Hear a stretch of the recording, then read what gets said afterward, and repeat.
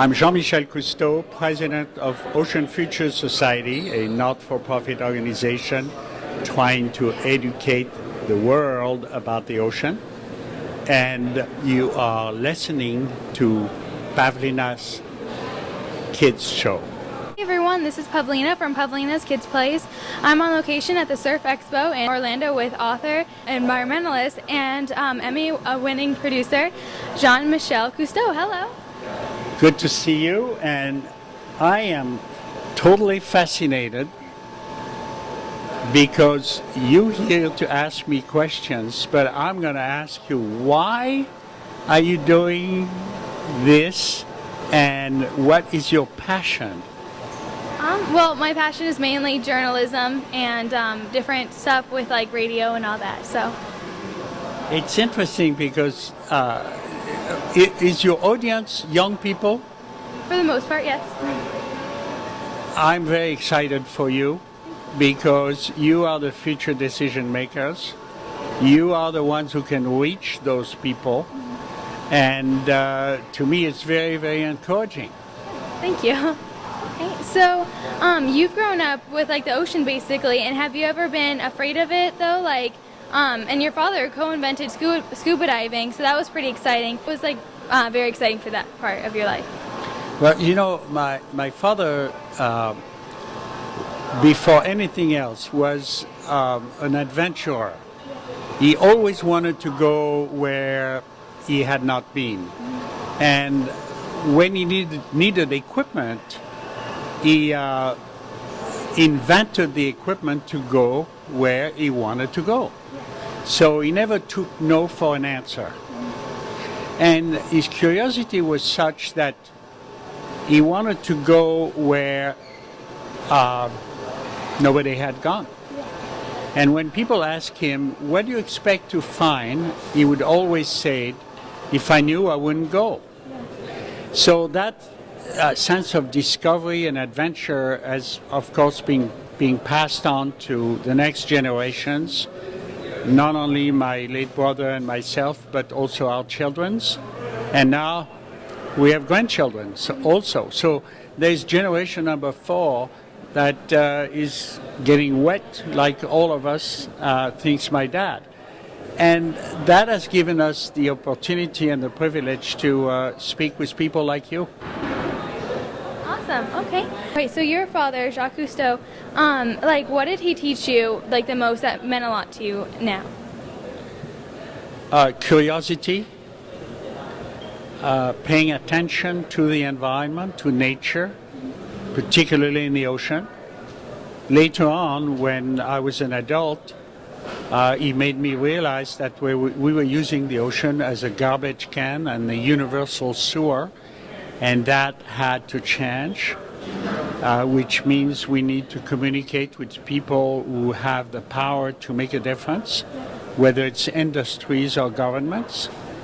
So we're not there to attack them. We're here to communicate, to sit down with them, have a dialogue, and convince them to do things differently if they care about their own children or their grandchildren or future generations.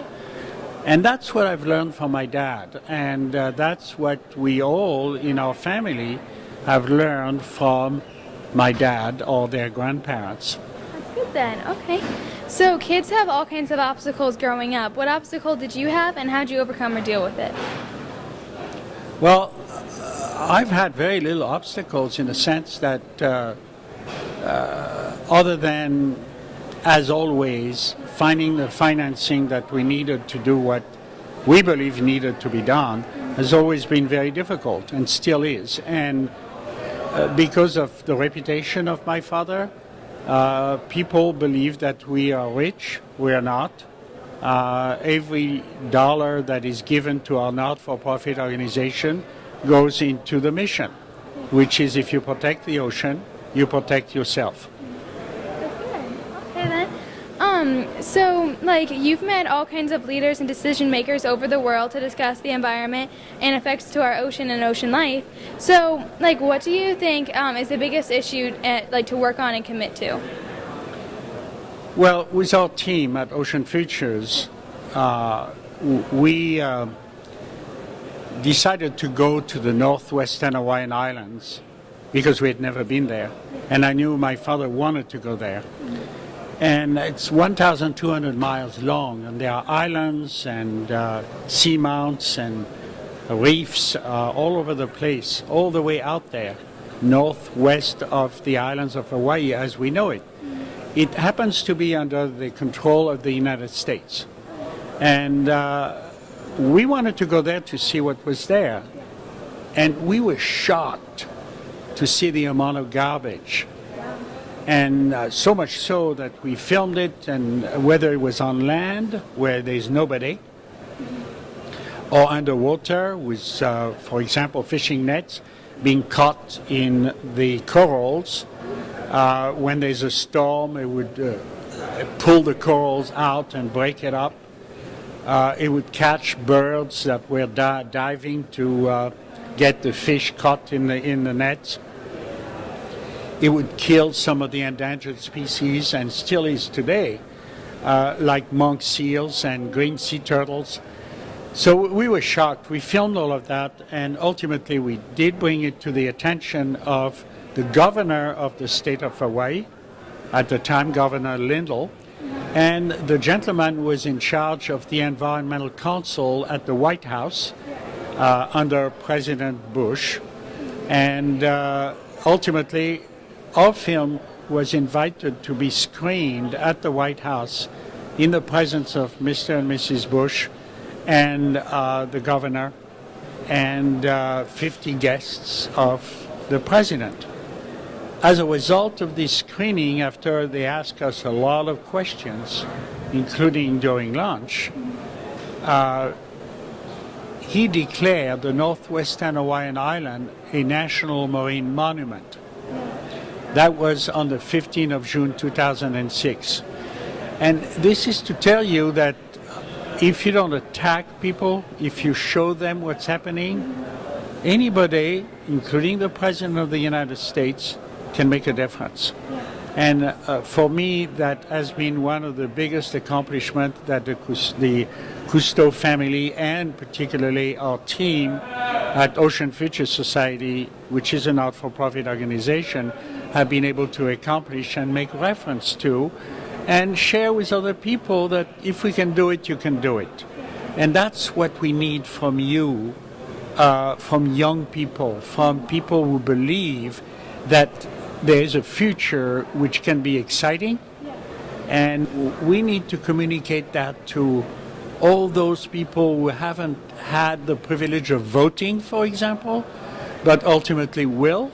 They can speak to their parents. They can maybe influence their parents to make the right decisions or help them by reminding them that you care, like they do, about the environment, about the place where we live, and for us to stop using the ocean as a garbage can and a universal sewer with chemicals and heavy metals which are affecting everything in the ocean, including and specifically the food chain, at the end of which there are all kinds of creatures which we capture and we put in our plates, and they are being affected. And we're seeing the industrial fishing industry going out of business because there's less and less available resources in the ocean as we add another 100 million people to the planet every year. So the demand is increasing. We need to be better managers, better business people, and if you protect the ocean, you protect yourself. So it's an issue not just of being environmentalist, it's an issue of thinking about business. And if you look at the origin of the world, ecology and economy, it comes from the Greek oikos, which means the house. The house is planet Earth. We need to take care of it and manage it like you manage your house, like you manage a business, and we need to do it in a sustainable way. Yeah, definitely. back to like the islands and everything in Hawaii, did they end up cleaning them up and everything? There are volunteers, 200 or 300 student volunteers who are going there every year to pick up the garbage, to dive down to 40 feet maximum to pick up the fishing nets. But we need to stop using the ocean as a garbage place, because that will never stop unless we stop at home, on land. And we need to educate the people who are responsible, the countries that are responsible. I counted 52 different countries represented in the middle of the Pacific, 2,000 or 3,000 miles away from mainlands. So we are all responsible wherever we live. Okay, well that's good then. So is there any animal that you like to study the most? Yes. My favorite creature happens to be the orcas, which are also called the killer whales, because you find them from the Arctic to the Antarctic in every ocean of the world. And the population is not very big, but they are teaching us a lot. They are resident population, they are transient population, and some of them are majorly affected by the way we treat the ocean, because those chemicals that are concentrated in the food chain end up in the fish that they feed upon, and they get sick, and some of them cannot reproduce. Something to help the ocean and its environment, what's a simple thing to tell them? Number one, it starts at home. Stop disposing of garbage without knowing where it goes. Number two, turn off your electricity as much as you can, so you're going to save money, and you are controlling the emission of CO2. Number three, there's a lot that you can do by communicating with your friends in schools, their neighbors, your family, on how you can save money and, by the same token, help the environment. These are very simple things, and then you can encourage your family to have hybrid cars, smaller cars. If you know that the electricity is provided by solar power, then have an electric car. Because if you have an electric car and it comes from the regular energy, it can be nuclear, it can be oil, it can be coal, who knows. So you have to think about that before you make that decision. But there's a lot of things we can do, and every time we're saving money. So it's not just be a fanatic about the environment, it's wanting to improve your standard of living with the same income that you're making today. And you can do it. I do. I've changed my car. I had a hybrid, but it was big. And I said, I don't need a big car. I now have a hybrid, and it's small, and I save $600 a year. So everybody can help themselves first, and then help the environment second. Okay, good. So what are your upcoming plans and events? We have a lot of programs going on.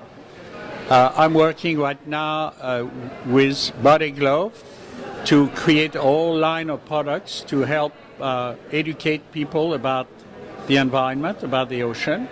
It's going to be diving equipment, it's going to be mask, fins and snorkel, it's going to be the paddle boarding and bottle filters, which filters water 300 times. And on and on. I mean, there's a lot of very exciting things going on, and I'm preparing several new programs, educational programs called Ambassador of the Environment in different parts of the world. We have an agreement with the Ritz-Carlton. We will be at the end of this year in 5 different hotels in different locations. We have a major program in Fiji. We have a major program on the island of Catalina off Los Angeles. we in the Caribbean in several locations, and on and on and on. So for us, education is very important. And what I call diplomacy, which has to do sitting down with presidents of industries and governments and try to help them make better decisions. Cool. Well, thank you so much for talking to me. You're very, very welcome. I wish you well. Good luck in your passion.